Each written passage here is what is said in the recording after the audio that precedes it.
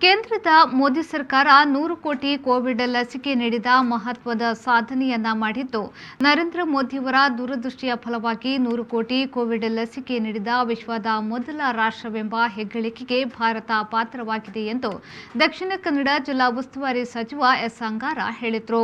ಅವರು ಮಂಗಳೂರಿನಲ್ಲಿ ಮಾಧ್ಯಮಗೋಷ್ಠಿ ನಡೆಸಿ ಮಾತನಾಡಿ, ಕೇಂದ್ರದ ಮೋದಿ ಸರ್ಕಾರ 100 ಕೋಟಿ ಕೋವಿಡ್ ಲಸಿಕೆ ನೀಡಿದ ಮಹತ್ವದ ಸಾಧನೆಯನ್ನ ಮಾಡಿದೆ.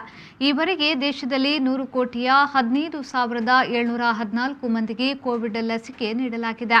70.83 ಕೋಟಿ ಮೊದಲ ಡೋಸ್ ಮತ್ತು 29.17 ಡೋಸ್ 2 ಡೋಸ್ ಪಡೆದವರಿದ್ದಾರೆ.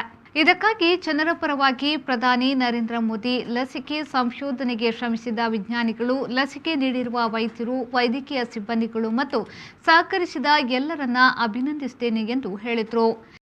ಕೋವಿಡ್-19ಗೆ ಸಂಬಂಧಪಟ್ಟಾಗೆ ನಮ್ಮ ದೇಶದಲ್ಲಿ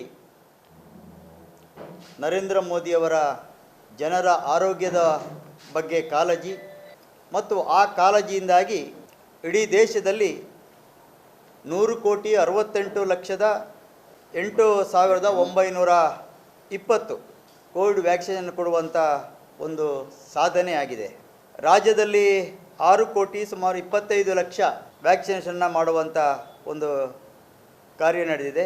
ಜಿಲ್ಲೆಯಲ್ಲೇ 22,915 ಮಂದಿಗಳಿಗೆ ಈ ರೀತಿಯ ಕೋವಿಡ್ ಲಸಿಕೆಯನ್ನು ಇಡೀ ಜಗತ್ತಿನಲ್ಲಿ ಭಾರತ ಅತ್ಯಂತ ಯಶಸ್ವಿಯಾಗಿ ನೆರವೇರಿಸುವಂಥ ಒಂದು ಕಾರ್ಯವನ್ನು ನಮ್ಮ ದೇಶದ ಪ್ರಧಾನಮಂತ್ರಿಯವರು, ದೇಶದ ಆರೋಗ್ಯ ಇಲಾಖೆಯ ಆರೋಗ್ಯ ಸಚಿವರು, ಅದೇ ರೀತಿಯಲ್ಲಿ ಕರ್ನಾಟಕ ರಾಜ್ಯದಲ್ಲಿ ಈ ಸಂದರ್ಭ ಬಿಜೆಪಿ ಜಿಲ್ಲಾಧ್ಯಕ್ಷ ಸುದರ್ಶನ್ ಮೂಡಬಿದ್ರೆ, ಬಿಜೆಪಿ ಜಿಲ್ಲಾ ವಕ್ತಾರರಾದ ಜಗದೀಶ್ ಶೆಣವ, ವಿಧಾನ ಪರಿಷತ್ನ ಸದಸ್ಯರಾದ ಪ್ರತಾಪ್ ಸಿಂಗ್ ನಾಯಕ್, ಮೂಡಾ ಅಧ್ಯಕ್ಷರಾದ ರವಿಶಂಕರ್ ಮಿಚಾರ್ ಸೇರಿದಂತೆ ಮತ್ತಿತರರು ಉಪಸ್ಥಿತರಿದ್ದರು.